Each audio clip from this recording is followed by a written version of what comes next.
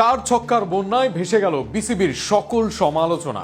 সিলেটের 191 রানের টার্গেট টপকে বাজিমাত শান্ত রাজশাহীর, ব্যর্থ ইমন আফিফের দুর্দান্ত ব্যাটিং।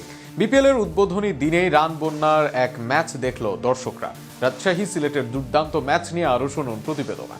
প্রথমে ইমন ঝড়, এরপর বড় ভাই শান্তর মার। সিলেটে প্রথম দিনের প্রথম ম্যাচেই পয়সা উসুল high voltage high scoring match দেখল দর্শকরা। সিলেট আন্তর্জাতিক ক্রিকেট স্টেডিয়ামে টস জিতে আগে বোলিং করার সিদ্ধান্ত নেন রাজশাহীর অধিনায়ক নাজমুল হোসেন শান্ত।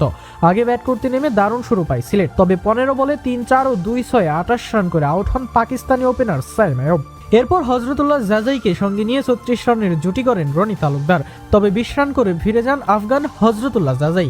এরপর ক্রিজে এসে ঝড় তোলেন পারভেজ হোসেন ইমন।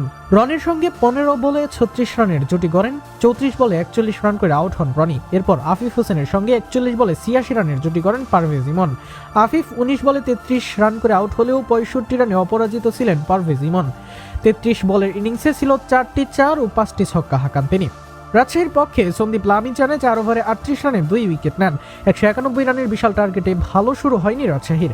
এক ওপেনার তামিম ফেরেন 8 বলে মাত্র 10 রানে, আর শাহাবজাদা ফারহান 19 বলে খেলেন মাত্র 20 রান। সেখানেই স্বপ্ন শেষ হয়েছিল রাজশাহীর, কিন্তু এরপর ক্যাপ্টেন শান্ত যা করলেন তা ছিল অবিশ্বাস্য।